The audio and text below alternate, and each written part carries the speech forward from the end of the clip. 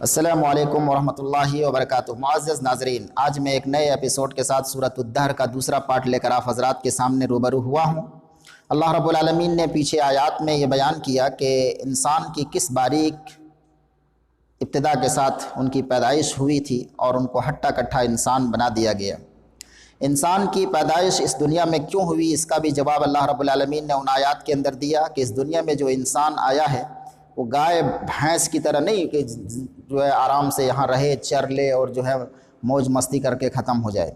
اس دنیا میں انسان کا آنا امتحان کے لیے ہوا ہے، اور اسی غرض سے جو ہے ان کو دماغ رکھنے والا، سمجھنے والا اور سمجھ بوجھ رکھنے والا بنایا ہے۔ یہ دنیا جو گزر رہی ہے وہ امتحان کا وقت ہے، اور اس امتحان میں جو کامیاب ہوگا قیامت کے دن اس کا رزلٹ تمام لوگوں کے موجودگی میں دیا جائے گا۔ ان تمام چیزوں کو آپ جو ہے سن چکے ہیں۔ آئیے اس ایپیسوڈ میں اب دونوں کا انجام دیکھتے ہیں کہ جو اس دنیا کے امتحان میں کامیاب ہوگا ان کا کیا انجام ہوگا، اور جو اس دنیا کے امتحان میں فیل ہوگا اس کا کیا انجام ہوگا۔ اللہ رب العالمین فرماتا ہے اعوذ باللہ من الشیطان الرجیم بسم اللہ الرحمن الرحیم انا اعتدنا للکافرین سلاسل واغلالا وسعیرا۔ سب سے پہلے حرام خوروں کا تذکرہ، جو اس دنیا کے امتحان میں فیل ہو جائے گا ان کا کیا انجام ہوگا۔ اللہ رب العالمین فرماتا ہے انا اعتدنا للکافرین سلاسل واغلالا وسعیرا، بے شک ہم نے تیار کر رکھا ہے، تیار کر رکھا ہے کن کے لیے؟ للکافرین، کفر کرنے والوں کے لیے، کافروں کے لیے تیار کر رکھا۔ دیکھیں کافر کا لفظ در حقیقت مومن کی ضد ہے۔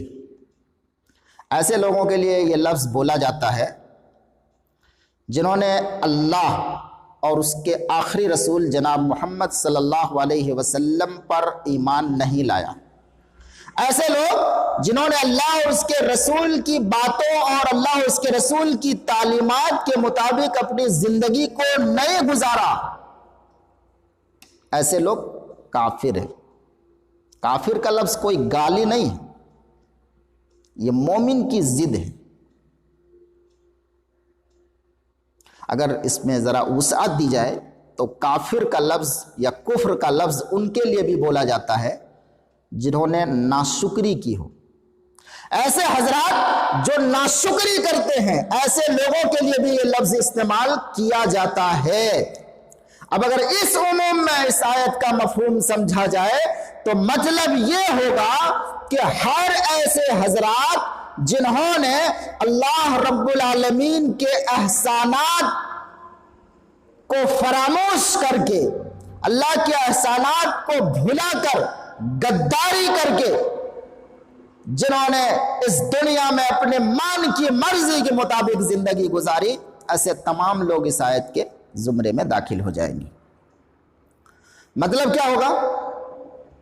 بہت سے لوگ تو ایسے ہیں جو زبان سے کھلم کھلا کہتے ہیں کہ ہم اللہ اور اس کے رسول کو نہیں مانتے، قرآن کو نہیں مانتے، آخرت کو نہیں مانتے، تو ایسے لوگ تو بالیقین جو ہے الکافر کے لفظ میں داخل ہوگا۔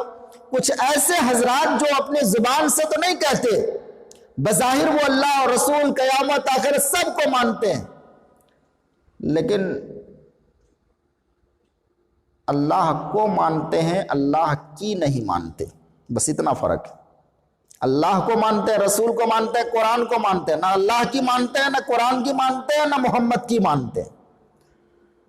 بلکہ یہ لوگ کس کو مانتے ہیں؟ اپنے جسم کی مانتے ہیں، اپنے دل کی مانتے ہیں، جو مرضی سو کرتے ہیں۔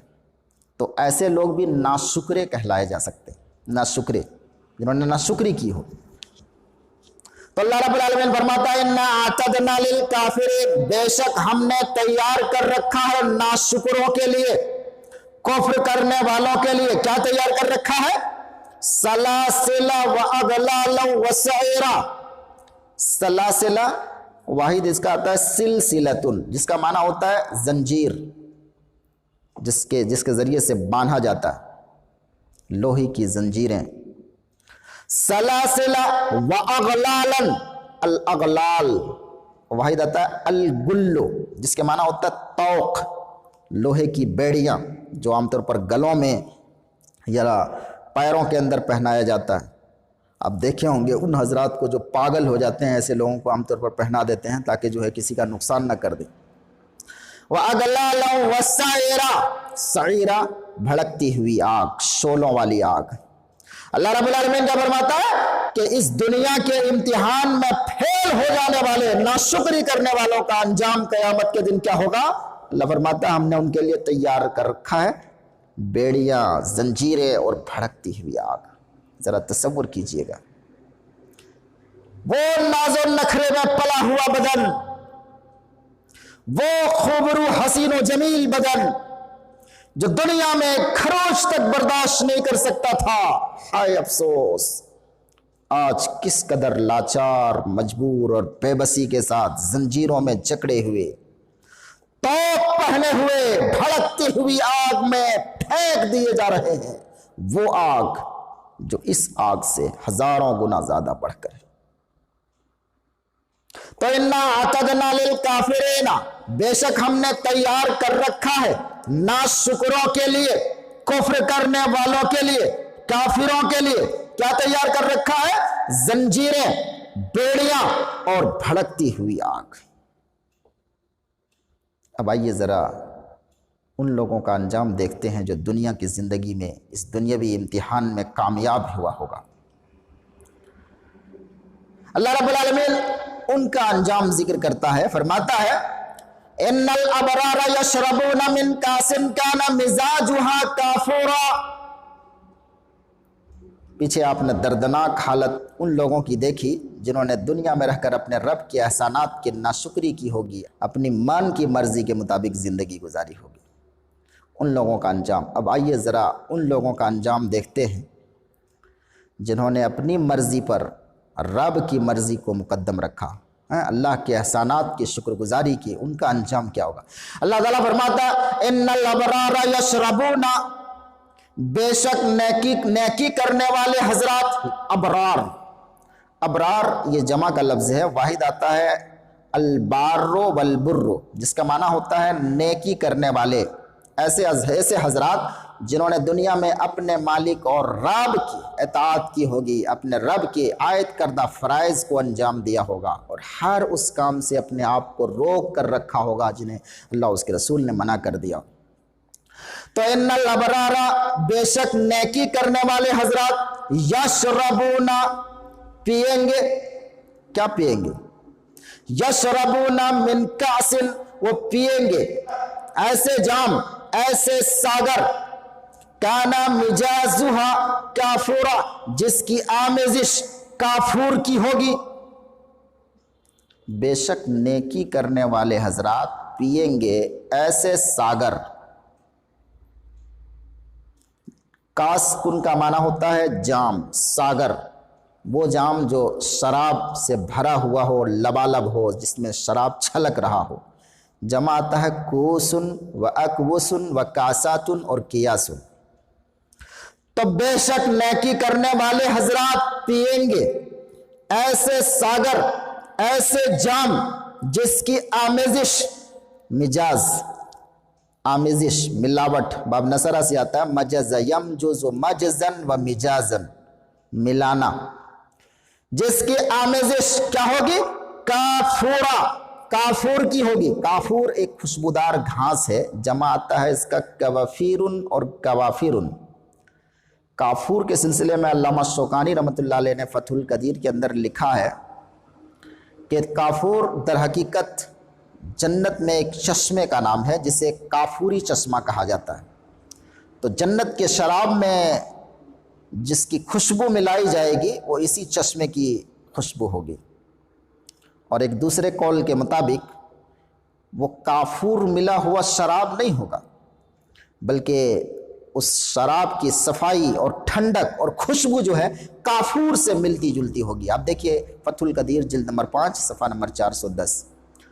اس کا مطلب کیا ہوا؟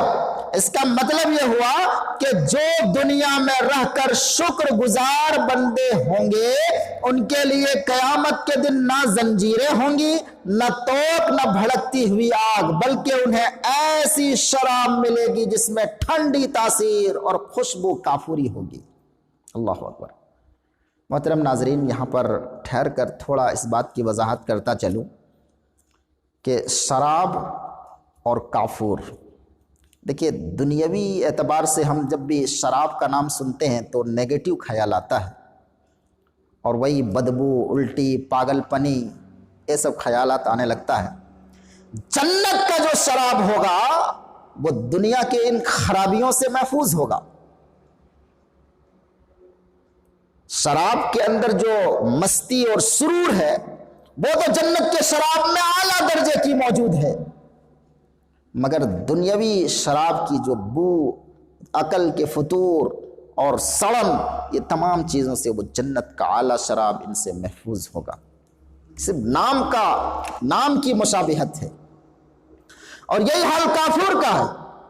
دنیاوی اعتبار سے ہم کافور کے بارے میں جانتے ہیں کہ کبھی کبھی اس کی تاثیر جو ہے بڑی زہریلی ہو سکتی ہے، تو کبھی کبھی بو کے اندر ایک عجیب سی ناگواری محسوس ہوتی ہے۔ جنت کے شراب کے اندر یہ ایسی کوئی چیز موجود نہیں ہوگی، وہ صرف خوشبو اور کافور کے بس نام کے اندر مشابہت ہے۔ اب آگے ذرا دیکھیے، اللہ تعالیٰ فرماتا ہے یہ شراب جو ملے گا وہ ایسا نہیں کہ ایک دو بوتل ملے اور ختم ہو جائے۔ دیکھیے کیا فرماتا ہے اللہ تعالیٰ، فرماتا ہے عین یشرب بہا عباد اللہ یفجرونہا تفجیرا، عینن، پورے چشمے کے طور پر ہوگا، یعنی ایک دو بوتل نہیں کہ ختم ہو جائے، پورا چشمہ ہوگا، عینن، پورا چشمہ ہوگا، ختم ہو جانے کا کوئی ٹینشن ہی نہیں۔ عینن یشرب بہا عباد اللہ، جس سے پئیں گے، کون پئیں گے؟ عباد اللہ، اللہ کے بندے۔ دیکھیے بظاہر تو اللہ کے بندے سب ہیں، کیونکہ سب کو اللہ ہی نے پیدا کیا ہے، مگر آپ اس ناحیے سے ذرا غور کیجئے کہ بندوں کا اصل کام کیا ہے؟ بندوں کا اصل کام ہے بندگی۔ اب جو بندہ بندگی نہ کرے وہ بندہ ہی نہیں، جو بندہ بندگی نہ کرے وہ تو بندہ ہی نہیں۔ اب جنہوں نے خود کو اللہ کی بندگی سے الگ کر رکھا ہے، بھلا ایسے لوگوں کو عباد اللہ کیوں کہا جا سکتا ہے؟ لہٰذا اللہ کے بندے اس کافور کی آمیزش والے چشمے سے جی بھر کر شراب پئیں گے، اور نہ صرف یہ کہ پئیں گے، آگے ذرا دیکھیے اللہ تعالیٰ فرماتا ہے یفجرونہا تفجیرا۔ فجرہ یفجر، تفجیر باب تفعیل سے آتا ہے، جس کا معنی ہوتا ہے شاخیں نکال لینا۔ تو یفجرونہا تفجیرا، اس کی نہریں نکال لے جائیں گے۔ فجرہ باب تفعیل سے شاخیں نکالنا، بہانا، تفجیرا، آسانی کے ساتھ جدھر چاہیں۔ اس کا مطلب یہ نہیں کہ وہاں جنتی جو ہے کدال اور پھاوڑا لے کر کھودتے پھریں گے اور جو ہے اپنے دروازوں کی طرف اس شراب کو لائیں گے، نہیں، وہاں ان کی مرضی چلے گی۔ ایک مرتبہ خواہش ظاہر کی، اپنے آپ آٹومیٹک وہ شراب کی ندی، وہ شراب کی نہر اس کی طرف بہہ پڑے گی۔ یفجرونہا، اس لیے اللہ نے فرمایا تفجیرا، آسانی کے ساتھ۔ آسانی کے ساتھ یہ تاکید اس لیے لایا گیا کہ وہاں کدال ادال کی ضرورت نہیں پڑے گی آپ کو، صرف اشارہ کافی ہوگا۔ یفجرونہا تفجیرا، اتنے بڑے انعام، اتنے بڑے بڑے انعامات ان کو کیوں ملیں گے؟ اب آئیے مختصر طور پر ہم یہ ملاحظہ کر لیتے ہیں کہ یہ انعامات ملنے کی وجہ کیا ہے۔ دنیا میں جنہوں نے کام کیے اس کام کی ذرا مختصر لسٹ دیکھ لیتے ہیں۔ اللہ تعالیٰ فرماتا ہے یوفون بالنذر ویخافون، یوفون بالنذر، جنت میں اہل جنت کو یہ بڑے بڑے انعامات کیوں مل رہے ہیں؟ کیونکہ یوفون بالنذر، وہ نظر پوری کرتے۔ جنت میں جو اتنے بڑے بڑے انعامات مل رہے ہیں، اس کی وجہ کیا ہے؟ یوفون بالنذر، پہلی وجہ کیا ہے؟ وہ نظر پوری کرتے ہیں۔ یوفون باب افعال سے آتا ہے، ایفاءً، وفا کرنا، کوئی چیز پوری کرنا۔ نظر کس کو بولتے ہیں؟ نظر بولتے ہیں منت کو۔ یعنی آدمی اپنے آپ کے اوپر کوئی ایسی چیز واجب کر لے جو شریعت نے ان پر واجب نہیں کی. دیکھیں نظر کے لیے دو بنیادی شرطیں ضروری ہیں. ایک تو یہ کہ نظر معصیت کی نہ ہو، اور نمبر دو پہلے سے وہ چیز واجب نہ ہو. دیکھیں چونکہ بات نظر کی اٹھ چکی ہے تو تھوڑا اس مسئلے کو ذرا تفصیل سے دیکھ لیتے ہیں، کیونکہ نظر کے معاملے میں بہت کنفیوژن ہے لوگوں کو، اور بہت ساری چیزیں اس ضمن میں آتی رہتی ہیں، طرح طرح کی احادیث ہیں. اس لیے اس مسئلے کو اگر اچھی طرح سے سمجھ لیتے ہیں تو انشاءاللہ ہمارے لیے بعد میں کام آ سکتا ہے. تو میں یہاں خلاصہ پیش کر رہا ہوں. حضرت مولانا مقصود الحسن فیضی حفظہ اللہ جو ہمارے اہل حدیث علماء کی شان ہے، ان کی ایک بیان کردہ تفصیل کا میں خلاصہ پیش کر رہا ہوں. نظر کی کئی قسمیں ہیں. مثلا نمبر ایک نظر مطلق. اس کی شکل یہ ہوتی ہے، مثلا کوئی کہے کہ میں ہر سال حج کروں گا، یا میں روزانہ 40 رکعت نفل پڑھوں گا، یا ہر مہینہ میں اتنے دن روزہ رکھوں گا. کسی نے ایسی اگر نظر مان لی تو اس قسم کی نظر کا حکم کیا ہے، پورا کرے گا کہ نہیں کرے گا؟ میں آئیے ذرا تفصیل سے بتاتا ہوں. اگر کسی نے اس طرح کی نظر مانی ہے جس کو نظر مطلق بولتے ہیں، نظر مطلق، میں روزانہ ہر سال حج کروں گا، ہر مہینہ اتنا دن روزہ رکھوں گا، اگر کسی نے ایسی نظر مان لی ہے تو اولاً یہ بات جان لے کہ شریعت نے اس قسم کے نظر کو ناپسند کیا ہے. ناپسند کرنے کی وجہ یہ ہے کہ بندے نے جوش میں آ کر تو ایک نظر مان لی ہے، ایک ایسی چیز اپنے اوپر واجب کر لی ہے جو ان پر واجب نہیں تھی. ہو سکتا ہے بعد میں جو ہے اس کی ادائیگی سے وہ عاجز آ جائے، اکتا جائے، اس لیے شریعت نے ایسی نظر ماننے سے منع کیا ہے. لیکن اگر کسی نے مان ہی لیا ہے تو اس کا پورا کرنا واجب ہے. اگر نہیں کر پاتا ہے تو اس کو کفارہ دینا پڑے گا. کیا کفارہ ہے اس کا ذکر میں آگے کروں گا. یہ ہو گیا نظر مطلق. ایک ہوتا ہے نظر معلق، یہ سب سے زیادہ ہمارے یہاں پایا جاتا ہے. مثلا کوئی کہتے ہیں کہ اگر میرا بچہ بیماری سے ٹھیک ہو گیا تو ایک بکرا ذبح کروں گا،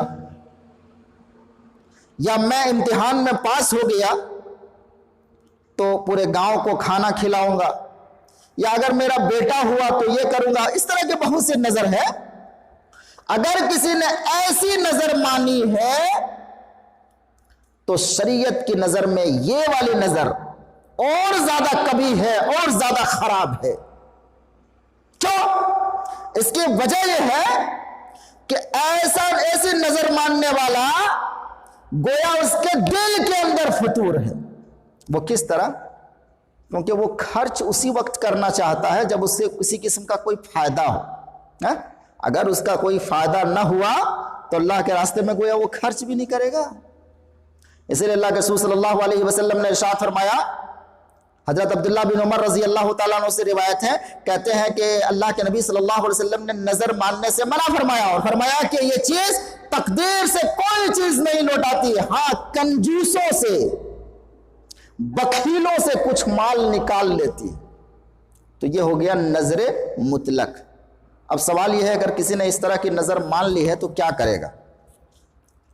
اس کا جواب یہ ہے کہ اگر کسی نے اس طرح کی نظر مان لی ہے تو وہ اپنے اس نظر کو پوری کر لے گا، پورا کرے گا. مثلا پاس ہو گیا یا ان کا بیٹا ہو گیا جس کے لیے اس نے نظر مانی تھی، وہ اس کو پورا کرے گا. اور مان لیجئے وہ کام نہیں ہوا، تب کیا کرے گا؟ ایسی صورت میں علماء کا اختلاف ہے. راجح قول یہی ہے کہ جب نہیں ہوا اس کا وہ کام جس کے لیے انہوں نے نظر مانی تھی تو وہ نہ پوری کرے بھائی اس کو. بہرحال ایک تیسری قسم ہے نظر معصیت. یہ بھی ایک خطرناک قسم کی نظر ہے. مثلا کوئی یہ کہے کہ میرا یہ کام ہو گیا تو فلاں مزار میں جا کر چادر چڑھاؤں گا، یا کسی اپنے بھائی سے ناراض ہو کر، کسی شخص سے ناراض ہو کر زندگی بھر بات نہ کرنے کی انہوں نے نظر مان لی. ایسی بہت سی نظر ہے. مثلا کوئی کہے اگر میں پاس ہو گیا تو جو ہے ننگا ناچوں گا، یا اگر میں پاس ہو گیا تو جو ہے اپنی داڑھی مڑوا لوں گا. اگر کوئی ایسی نظر مانتا ہے تو یہ نظر معصیت ہے. اس کا حکم کیا ہے؟ اس کا حکم یہ ہے کہ اس طرح کی نظر پوری کرنا ہرگز جائز نہیں ہے. بسا اوقات اس طرح کی نظریں انسان کو جو ہے شرک تک پہنچا سکتی ہیں. لہذا اگر کسی نے نظر معصیت کو مان لیا ہے تو لازم ہے اس شخص پر کہ اس نظر کو توڑ دے اور اس کا کفارہ ادا کرے. اس کا کفارہ کیا ہے؟ اللہ کے رسول صلی اللہ علیہ وسلم حدیث میں فرماتے ہیں کہ نظر کا کفارہ جو ہے قسم کا کفارہ ہے. جیسا کہ حدیث میں ہے کفارۃ النظر کفارۃ یمین، کہ نظر کی جو کفارہ ہے وہ قسم کی کفارہ ہے. اسی طرح ایک دوسری حدیث ہے حضرت عمران بن حسین کی کہ النظر نظران فما كان من نظر في طاعة الله فذلك لله وفيه الوفاء وما كان من نظر في معصية الله فذلك للشيطان ولا وفاء فيه. ایک نظر وہ جو اللہ کی اطاعت کے لیے ہو، تو اگر کوئی ایسی نظر ہے جو اللہ کی اطاعت کے لیے ہے تو اللہ کے لیے ہے، اس نظر کو وہ پوری کرے. اور کوئی ایسی نظر ہے جو اللہ کے لیے نہیں بلکہ اللہ کی معصیت کے لیے ہو تو ایسی نظر شیطان کے لیے ہے. اس نظر کے اندر وفا نہیں ہونی، اس کو پورا نہیں کرنا ہے. اس میں کیا کرے گا؟ اس میں وہ کفارہ دے گا. اور کفارہ کیا ہے؟ قسم کا کفارہ. قسم کا کفارہ کیا ہے؟ قرآن میں اس کا تذکرہ ہے، آیت ہے، میں وہ اسکرین میں دے دیا ہوں، آپ اس کو نوٹ کر لیجئے. یہ قسم کا کفارہ ہے. اب ایک چوتھی شکل ہے نظر جائز. یہ بھی ایک شکل ہے. مثلا کوئی یوں کہے کہ جائز کس کو کہتے ہیں؟ یعنی ایسی کام جس کا کرنا نہ کرنا دونوں جائز. اب اس چیز کی انہوں نے نظر مان لی. مثلا آج میں فلاں سواری میں سوار ہوں گا، یا آج میں فلاں کرتا پہنوں گا. اگر کسی نے ایسی نظر مان لی ہے تو کیا کرے گا؟ ایسی نظر ماننے والا جو ہے جائز کام ہے تو پورا کرے بھائی، کوئی ممانعت نہیں ہے اس کام کے لیے تو وہ پوری کرے اس کو. اور اگر نہیں کرتا تو وہ کفارہ دے گا. ایک ہوتا ہے پانچویں شکل نظر مکروہ. مثلا شرعاً کوئی ایسی چیز جو ناپسندیدہ ہے اس کی انہوں نے نظر مان لی. مثلا بلا کسی وجہ کے کسی نے نظر مان لی کہ اپنی بیوی کو ہم طلاق دیں گے، یا کچا لہسن اور پیاز کھا کر کسی نے نظر مان لی کہ ہم مسجد جائیں گے. تو نظر مکروہ کا حکم کیا ہے؟ اس کا حکم یہ ہے کہ اس طرح کی نظر کو پوری نہیں کرنی چاہیے، پورا نہ کرے. اور بہتر یہی ہے کہ انسان اس کا کفارہ ادا کر دے. اور چھٹی شکل نظر کی ہے کہ غصہ یا جھگڑے کی نظر. مثلا کوئی کہے کہ اگر میں نے ایسا کیا تو 2 مہینے کا روزہ رکھوں گا. یہ غصہ میں آدمی جو ہے جوش میں ہوش کھو دیتا ہے. یا پورے گاؤں کو کھانا کھلاؤں گا. اگر کسی نے ایسی نظر مان لی ہے غصے کے وقت تو اس نظر کا پورا کرنا واجب نہیں ہے، چاہے تو وہ پورا کرے یا کفارہ ادا کرے. البتہ اگر معاملہ یا نظر جو ہے عبادت سے متعلق ہے تو پورا کر لینا بہتر ہے. اور اگر عادات اور معاملات سے متعلق ہے تو اس کی مرضی، چاہے تو وہ پورا کرے یا اس کا کفارہ ادا کرے. ساتویں شکل ہے جس چیز کا مالک نہیں اس کی نظر مان لے. مثلا کسی ایسی چیز کے صدقہ کرنے کی اس نے نظر مان لی جو سرے سے اس کی ہے ہی نہیں. تو اس کا حکم کیا ہے؟ اس کا حکم یہ ہے کہ اس کو پورا کرنا جائز نہیں. وہ کفارہ دے گا یا نہیں؟ البتہ اس مسئلے میں جو ہے اختلاف ہے. احتیاط اسی میں ہے کہ وہ اس پر جو ہے کفارہ دے لے گا. ایک نظر ہے 8ویں شکل شکرانے کی نظر. یہی نظر ہے جس کا یہاں پر ذکر ہے. آئیے ذرا ملاحظہ کرتے ہیں. شکرانے کی نظر کیا ہے؟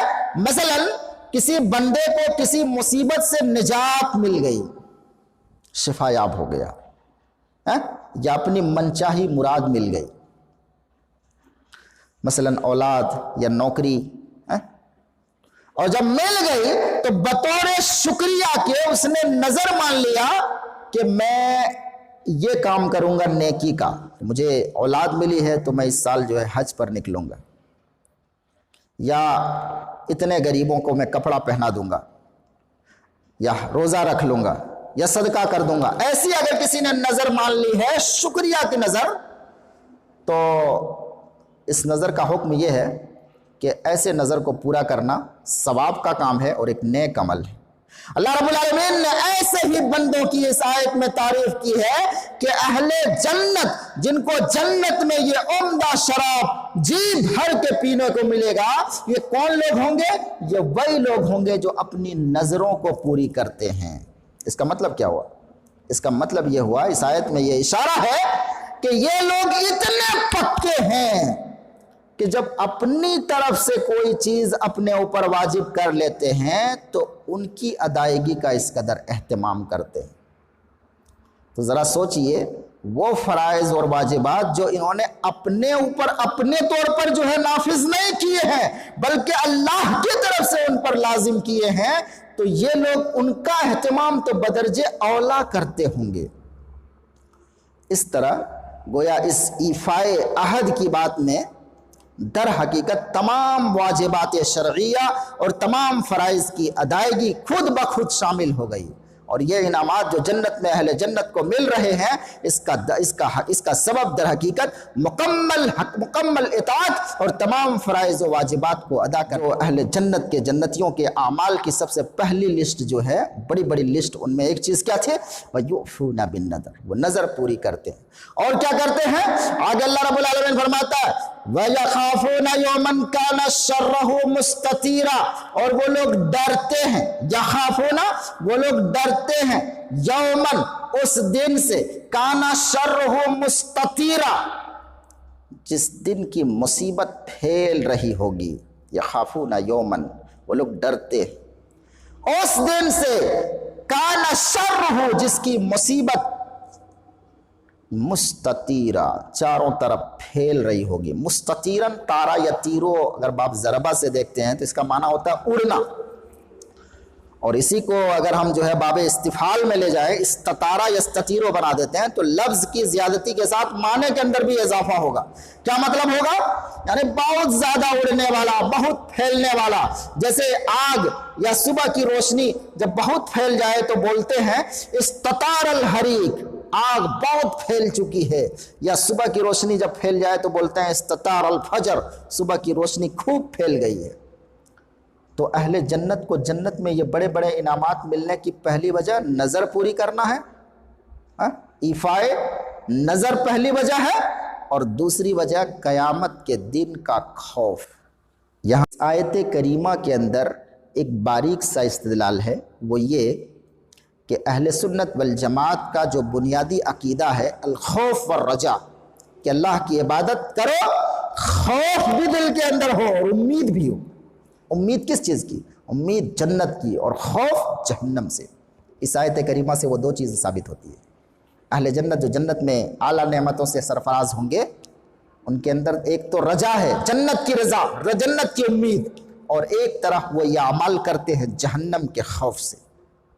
اس آیت کریمہ سے اہل تصوف صوفیہ کا یہ باطل نظریہ تارے عنکبوت کی طرف چرمرا جاتا ہے، جو صوفیہ یہ کہتے ہیں کہ اللہ کی عبادت جنت کے طمع اور جہنم کے ڈر سے نہیں کرنا چاہیے۔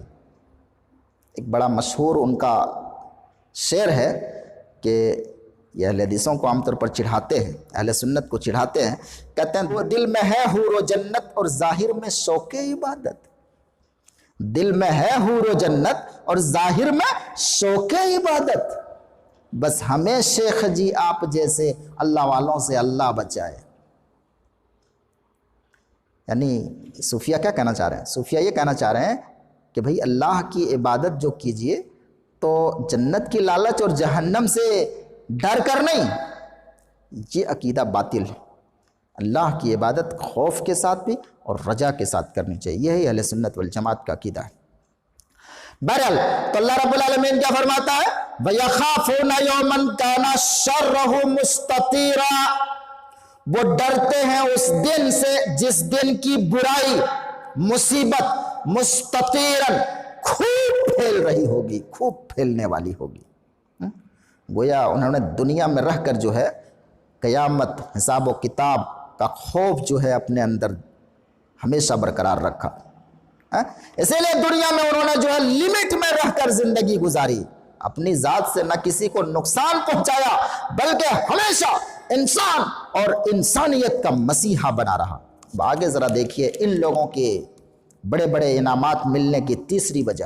اللہ رب العالمین فرماتا ہے وَيُطْعِمُونَ الطَّعَامَ عَلَىٰ حُبِّهِ مِسْكِينًا وَيَتِيمًا وَأَسِيرًا۔ جنت میں یہ بڑے بڑے انعامات کیوں ملیں گے؟ اس لیے کہ وَيُطْعِمُونَ الطَّعَامَ، یہ لوگ کھانا کھلاتے تھے۔ یطعمون، اطعم یطعم، اطعام کا معنی ہوتا ہے کھانا کھلانا۔ یہ لوگ کھانا کھلاتے تھے علی حبہ مسکینا و یتیما و اسیرا۔ علی حبہ کا دو ترجمہ کیا گیا ہے۔ ایک ترجمہ تو یہ کہ ہا ضمیر کا مرجع جو ہے الطعام کی طرف لوٹا دیا جائے۔ اگر الطعام کی طرف ہا ضمیر کا مرجع لوٹائیں گے تو مطلب یہ ہوگا کہ یہ لوگ دنیا میں کھانا کھلاتے تھے علی حبہ، خود اپنے کھانے کی محبت اور چاہت رکھنے کے باوجود۔ کن کو کھانا کھلاتے تھے؟ مسکینا و یتیما و اسیرا، مسکینوں کو، یتیموں کو اور قیدیوں کو۔ پہلے مفہوم کے اعتبار سے میں بتا رہا ہوں، اگر ضمیر حبہ میں ہا ضمیر کا مرجع اگر طعام کو مانتے ہیں تو مطلب کیا ہوگا کہ یہ لوگ کھانا کی چاہت رہنے کے باوجود خود نہ کھا کر مسکینوں، یتیموں اور جو ہے قیدیوں کو کھانا کھلاتے تھے۔ دیکھیے، ایک ہوتا ہے بچ جائے تو کسی کو دے دینا، بچ جائے تو کسی کو دے دینا، کہ جو پڑے پڑے کھانا خراب کیوں ہو جائے گا، چلو کسی کو دان ہی کر دیتے ہیں، اسے اس بہانے جو ہے میں دانی بھی کہلا جاؤں گا، لوگوں کی نظر میں اچھا بھی بن جاؤں گا۔ یہ ہوتا ہے نہ چاہتے ہوئے کسی کو دے دینا، اور ایک ہوتا ہے خود کی چاہت ہونے کے باوجود۔ کھانا ایک ہی پلیٹ ہے، بھوکا خود بھی ہے، اسی درمیان کوئی آ گیا، خود نہ کھا کر اس کو دے دیا۔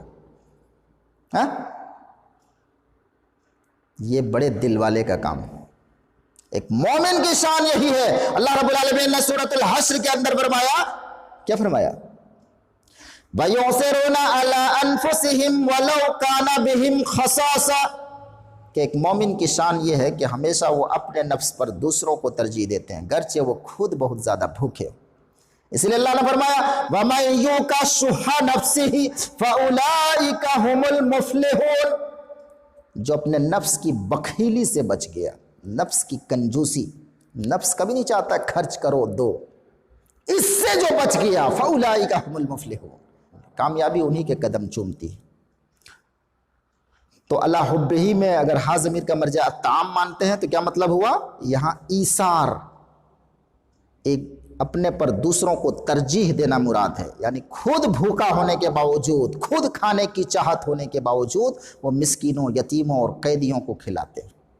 اور اس کا ایک دوسرا مفہوم ہے ہا ضمیر کا مرجع اللہ کو مان کر، یعنی وہ لوگ کھلاتے ہیں، کھانا کھلاتے ہیں علی حبہ، اس کی محبت میں، اس کی یعنی اللہ کی محبت میں، اللہ کی محبت میں کھانا کھلاتے ہیں۔ کن کو کھلاتے ہیں؟ مسکینوں کو، یتیموں اور قیدیوں کو، یعنی وہ غریبوں کو جو کھانا کھلاتے ہیں وہ اللہ کی رضامندی حاصل کرنے کے خاطر، اللہ کی خوشنودی حاصل کرنے کے لیے کھلاتے ہیں، تاکہ اوپر والا راضی ہو جائے۔ وہ کیمرہ دیکھ کر نہیں کھلاتے ہیں۔ دیکھیں اللہ رب العالمین نے ان آیات کے اندر خدمت خلق کو بیان کیا ہے۔ محترم ناظرین، یہاں اہل جنت کے اوصاف میں ایک سب سے نمایاں صفت یہ بیان کیا کہ اہل جنت دنیا میں رہ کر مسکینوں، یتیموں اور قیدیوں کو کھانا کھلاتے تھے۔ اس کا مطلب کیا ہوا؟ مطلب یہ ہوا کہ یہ لوگ بیلوز خدمت خلق کرتے تھے۔ آئیے ذرا اس بحث کو تھوڑی سی تفصیل کے ساتھ جان لیتے ہیں کہ اسلام کے اندر اللہ رب العالمین نے خدمت خلق کو کس قدر ابھارا ہے۔ دیکھیں اللہ رب العزت نے اس دھرتی کو بسایا اور اس دھرتی پر بسا کر اس دھرتی کے اوپر انسان کو سب سے اوپر رکھا۔ اس دنیا میں واحد انسان ہی ایک ایسی مخلوق ہے جو اشرف المخلوقات کہلاتی ہے، تمام مخلوقوں سے بہتر، اور رب ہونے کے حیثیت سے اس دھرتی پر بسنے والے ہر انسان بحیثیت انسان ان سب کا خالق، مالک، رازق صرف اللہ کی ذات ہے۔ لہٰذا انسان کے اندر، دیکھیے میں مسلمان نہیں کر رہا ہوں، انسان کے اندر اگر کوئی بدحال ہے، اگر کوئی بے حال ہے، اگر کوئی بیمار ہے، اگر کوئی بھوکا ہے، اگر کوئی بے روزگار ہے، اگر کوئی جو ہے لاچار ہے، بے سہارا ہے، تو اللہ تعالیٰ اس کا خیال رکھنے والا ہے۔ یاد رکھیے، ایک انسان اگر بیمار ہے تو اللہ اس کے ساتھ ہے۔ حدیث قدسی ذرا ملاحظہ کیجئے، قیامت کے دن اللہ رب العالمین انسان سے سوال کرے گا، انسان سے، مسلمان سے صرف نہیں، انسان سے سوال کرے گا، یا ابن آدم مرضت فلم تعدنی، کہ اے انسان میں بیمار ہوا تھا تو نے میری عیادت نہیں کی، میں بیمار ہوا تھا تو دیکھنے نہیں آیا۔ بندہ کہے گا کہ یا رب کیف اعوذک وانت رب العالمین، انسان کہے گا اے اللہ تو پوری دنیا کا چلانے والا پالنہار ہے، تو کیسے جو ہے بیمار ہوا تھا؟ تو اللہ رب العالمین اس کا جواب دے گا، اما علمت ان عبدی فلانا مرض فلم تعدہ، کیا تجھے پتا نہیں تھا کہ میرا فلاں بندہ بیمار تھا، تو جو ہے ان کو دیکھنے نہیں گیا، تو نے اس کی عیادت نہیں کی۔ اما علمت انک لو عدتہ لوجدتنی عندہ، اللہ رب العالمین فرماتا کیا تجھے معلوم نہیں کہ اگر تو اس کے پاس گیا ہوتا، اس بیمار کے پاس گیا ہوتا تو مجھ کو تو وہیں پر پاتا۔ اللہ اکبر، ذرا غور کیجئے گا، اس حدیث میں اس بات کی کہیں صراحت نہیں کی گئی ہے کہ وہ بیمار آدمی مسلمان تھا، ہندو تھا، سکھ تھا، عیسائی تھا، دلت تھا، اونچا نیچا، کچھ نہیں۔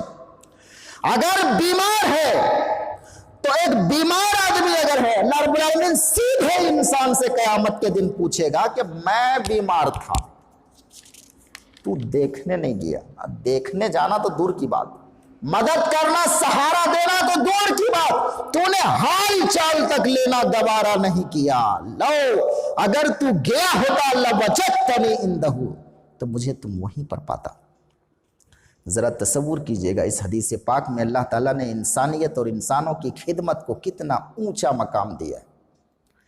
انسان کسی بھی دھرم کا ماننے والا ہو، کسی بھی ذات پات سے ان کا تعلق ہو، کتنے ہی اونچی نیچی ذات کا ہو، بحیثیت انسان، اگر وہ بیمار ہے، اگر وہ بھوکا ہے، اگر وہ ننگا ہے، اگر وہ ٹھنڈی میں تڑپ رہا ہے، اگر وہ بے حال ہے، اگر وہ بدحال ہے، تو رب العالمین نے ہمیں یہی حکم دیا ہے کہ اس بندے کی مدد کی جائے، اس کی دیکھ بھال کی جائے، اس کے پیٹ کے بھرنے کا کوئی انتظام کیا جائے۔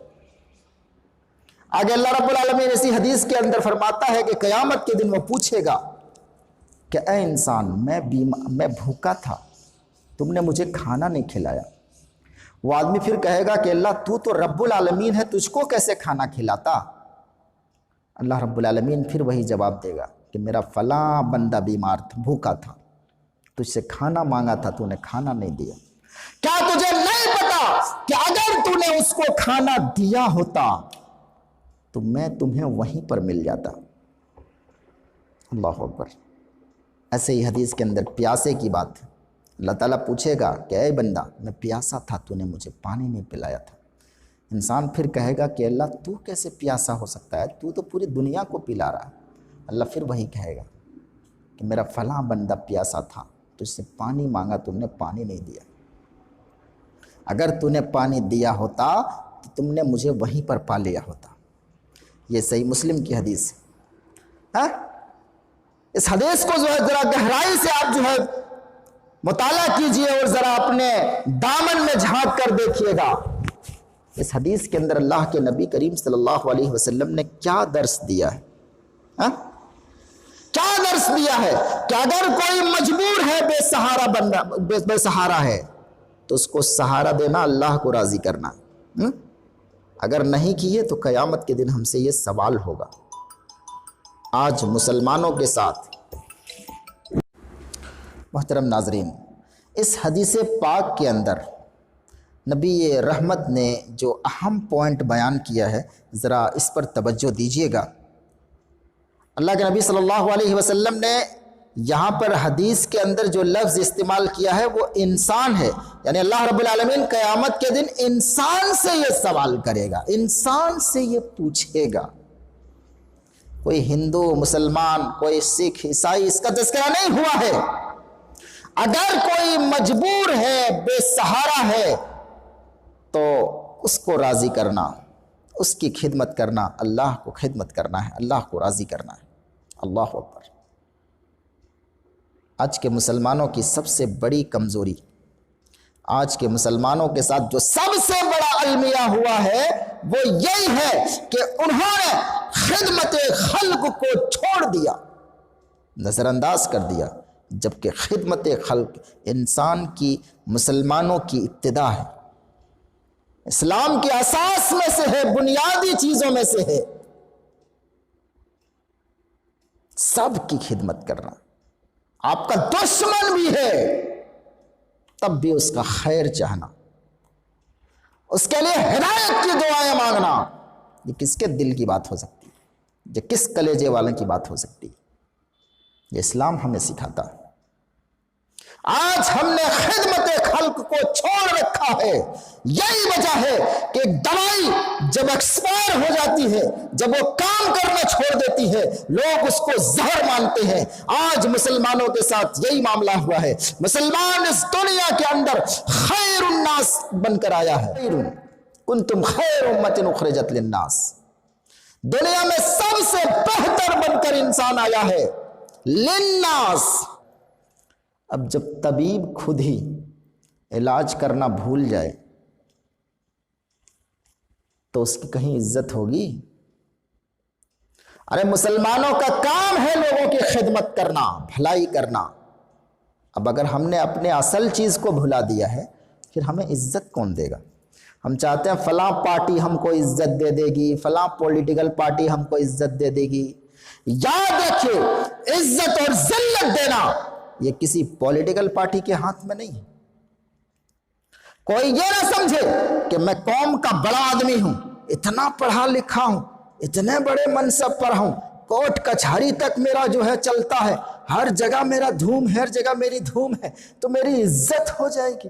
قسم خدا کی تم ذلیل ہو، اور جس کو اللہ نے ذلیل کر دیا ہے دنیا کی کوئی طاقت اس کو عزت نہیں دے سکتی، کوئی ان کو عزت نہیں دے سکتی۔ یہی ذلت آج مسلمانوں کی سب سے بڑی وجہ بن چکی ہے کہ انہوں نے خدمت خلق کو چھوڑا ہے۔ ہم نے اپنے اصل متاع حیات کو بھلا دیا ہے۔ مسلمانوں کی پہچان تو خدمت خلق ہے، ایک دوسرے کی مدد کرنا، ایک دوسرے کی غمخواری کرنا، ہم نے آج اسی کو بھلا دیا۔ یاد رکھیے، اللہ کے نبی صلی اللہ علیہ وسلم صرف مسلمانوں کے لیے رحمت بنا کر نہیں بھیجے گئے۔ اللہ تعالیٰ نے کیا فرمایا؟ وَمَا أَرْسَلْنَاكَ إِلَّا رَحْمَةً لِلْعَالَمِينَ۔ اے نبی، ہم نے آپ کو صرف مسلمانوں کے لیے رحمت بنا کر نہیں بھیجا ہے، بلکہ قیامت تک پیدا ہونے والے تمام مخلوقات کے لیے رحمت بنا کر اللہ کے نبی صلی اللہ علیہ وسلم کو بھیجا گیا۔ ہم نے آج اپنی ذمہ داریوں کو بھلا دیا ہے، اسی لیے ہم چاروں طرف سے پیٹے جا رہے ہیں، چاروں طرف سے مارے جا رہے ہیں، کبھی لنچنگ میں تو کبھی کسی اور چیز میں، کسی اور چیز میں۔ اہل جنت میں جنتیوں کے اوصاف کیا ہیں؟ دنیا میں رہ کر انہوں نے کیا کیا؟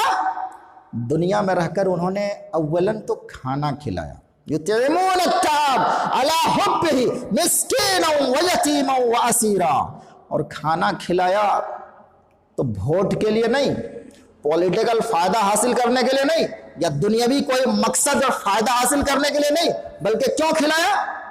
انما نطعمکم لوجہ اللہ لا نرید منکم جزاء ولا شکورا۔ اہل جنت جب کھانا کھلاتے ہیں نا لوگوں کی، یا لوگوں کی خدمت کرتے ہیں، تو کس لیے کرتے ہیں؟ اللہ کی رضا حاصل کرنے کے لیے۔ کیا کہتے ہیں؟ انما نطعمکم لوجہ اللہ، بے شک ہم تم لوگوں کو کھلا رہے ہیں اللہ کی رضا حاصل کرنے کے لیے۔ لا نرید منکم جزاء ولا شکورا، اے لوگو بنداز کھاؤ، لا نريد منکم، ہم تم لوگوں سے نہیں چاہتے، کیا نہیں چاہتے؟ جزاء، نہ کوئی تم لوگوں سے بدلہ چاہتے ہیں، ولا شکورا، اور نہ ہی کوئی شکر گزاری چاہتے ہیں۔